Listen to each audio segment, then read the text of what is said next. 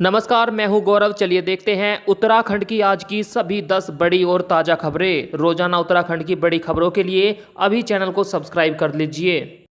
भू कानून पर बोले मुख्यमंत्री धामी, लोगों के हित में जो होगा वो करेंगे। उत्तराखंड में भू कानून पर सीएम पुष्कर सिंह धामी ने बड़ा बयान दिया है। उन्होंने कहा कि जो भी उत्तराखंड के हित में होगा या उत्तराखंड की जनमानस के लिए जरूरी होगा, उस कानून को हम अमल पर लाएंगे। बता दें कि उत्तराखंड में फिलहाल कोई भी सख्त भू कानून लागू नहीं है। वहीं प्रदेश के लोगों की मांग है कि उन्हें हिमाचल जैसा भू कानून चाहिए। हिमाचल में कोई भी गैर हिमाचली जमीन नहीं खरीद सकता।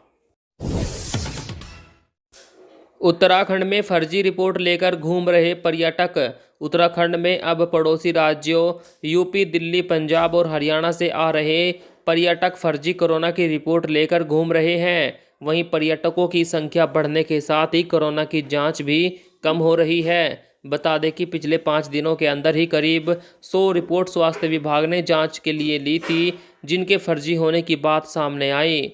इसके बाद टीम को अलर्ट कर दिया गया है। वहीं अब विभाग मुकदमा दर्ज करने की तैयारी में है।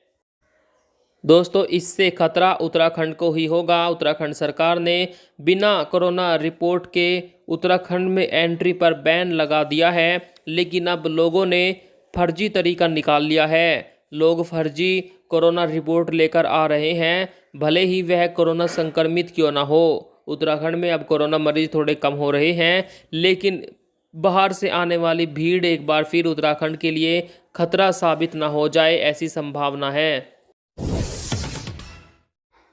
और बीते 24 घंटों में उत्तराखंड में क्या है कोरोना की स्थिति, आइए डालते हैं एक नज़र। बीते 24 घंटों में उत्तराखंड में 44 नए मरीज मिले हैं।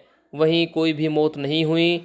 144 लोग ठीक होने के बाद अपने घर पहुंचे। घटते मामलों के साथ अब एक्टिव केस 819 रह गए हैं। राज्य में अब तक कोविड-19 से 3,41,274 लोग संक्रमित हो चुके हैं और 3,27,112 लोग ठीक हो चुके हैं। प्रदेश में अब तक 7,351 लोगों की मौत हो चुकी है।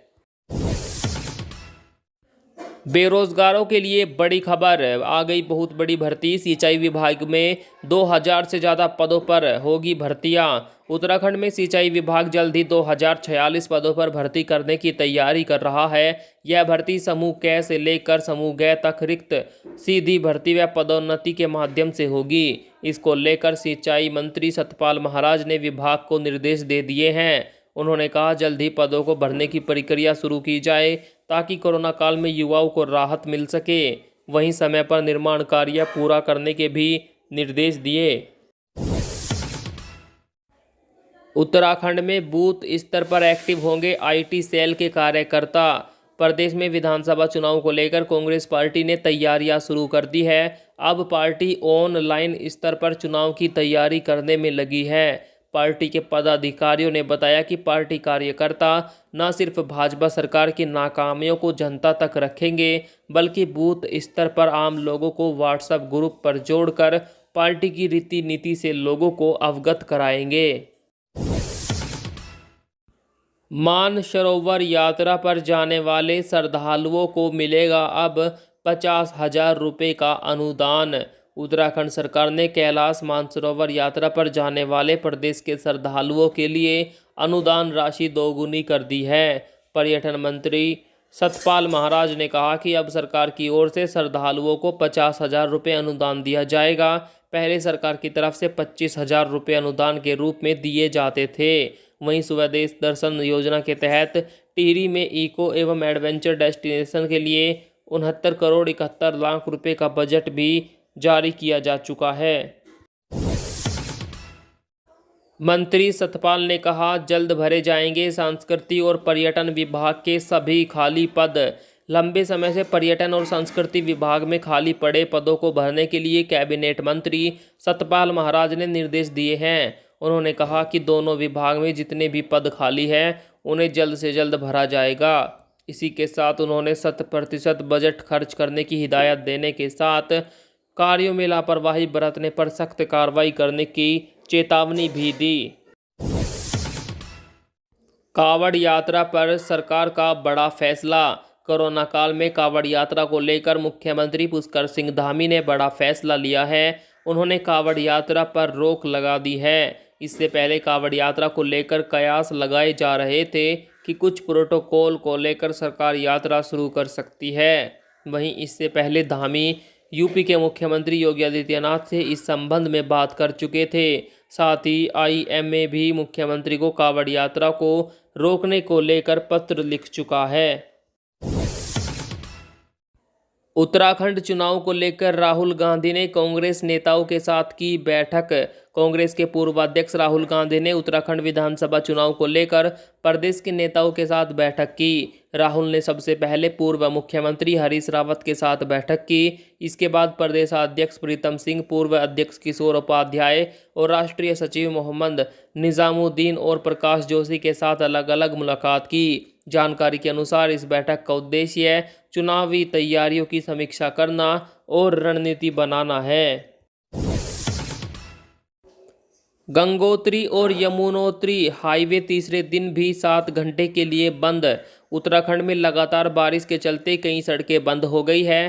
प्रदेश में करीब 100 से अधिक सड़कें बंद है। बारिश के चलते नेशनल हाईवे में कई जगह भूस्खलन होने से 7 घंटे के लिए गंगोत्री और यमुनोत्री हाईवे बंद रहे, जिसके चलते स्थानीय लोगों के साथ पर्यटकों को भी काफ़ी समय तक जाम में फंसे रहना पड़ा। बीआरओ की ओर से दोनों स्थानों पर जेसीबी और मजदूरों की मदद से मलबे को साफ करके यातायात के लिए खोला गया। उत्तराखंड में जल्द होगी स्वास्थ्य विभाग में इन पदों पर भर्ती। उत्तराखंड में जल्द ही एनएचएम के तहत 1865 पदों पर भर्ती होगी। इसमें doctors, Ayush doctor, staff nurse, technician, paramedical staff और एएनएम के पद भी शामिल हैं। साथ ही ग्राम स्तर पर स्वास्थ्य, स्वच्छता एवं पोषण समितियों का गठन करने का निर्णय लिया गया है। यह जानकारी स्वास्थ्य मंत्री डॉक्टर धन सिंह रावत ने एनएचएम की समीक्षा बैठक में दी। उन्होंने कहा, इन पदों पर भरने के लिए जल्द प्रक्रिया शुरू की जाएगी। अगर आप भी नौकरी की तलाश में हैं दोस्तों, तो यह सुनहरा अवसर हो सकता है। वर्ल्ड हेल्थ ऑर्गेनाइजेशन WHO की चेतावनी, अलग अलग वैक्सीन के डोज लेना हो सकता है खतरनाक। कोरोना वैक्सीन के डोज मिक्स करने की संभावनाओं पर विचार किया जा रहा है। इस पर WHO ने आगाह किया है कि अलग अलग वैक्सीन के डोज घातक हो सकते हैं। WHO की चीफ साइंटिस्ट सौम्या स्वामीनाथन ने कहा कि अलग अलग कंपनियों की बनाई वैक्सीन लगवाने को लेकर अभी प्रमाणिक डेटा नहीं है। उन्होंने ऐसा नहीं करने का सुझाव दिया। ब्रिटेन में स्टडी में कहा गया था कि वैक्सीन मिक्स खुराक लेने से बेहतर परिणाम मिल रहे हैं।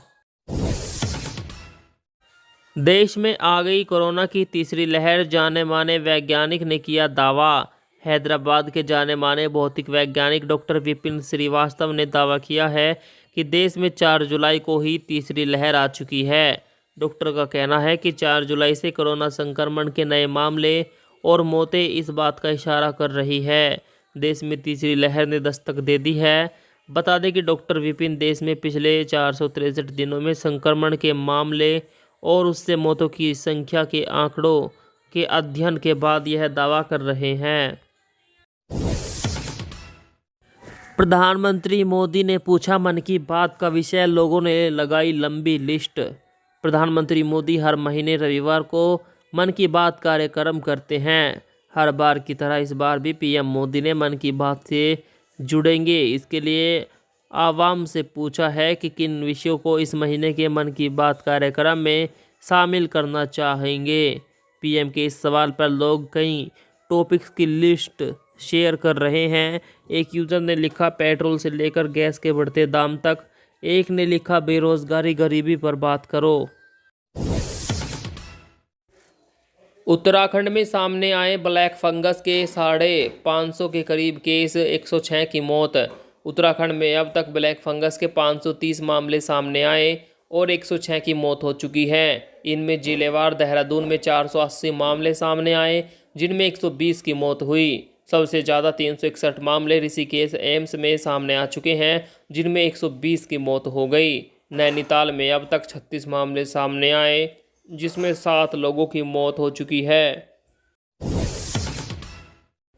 मुख्यमंत्री कार्यालय के लिए 3 जनसंपर्क अधिकारी नियुक्त। सीएम ऑफिस में 3 अस्थायी जनसंपर्क अधिकारियों की नियुक्ति की गई है। यह नियुक्ति मुख्यमंत्री धामी के निर्देश पर की गई है। आदेश के अनुसार राजेश सेठी, मुलायम सिंह रावत और सत्यपाल सिंह को मुख्यमंत्री कार्यालय में जनसंपर्क अधिकारी नियुक्त किया गया। इस संबंध में सचिव गोपाल सिंह मनराल ने जनसंपर्क अधिकारी की नियुक्ति को लेकर आदेश जारी किए गए।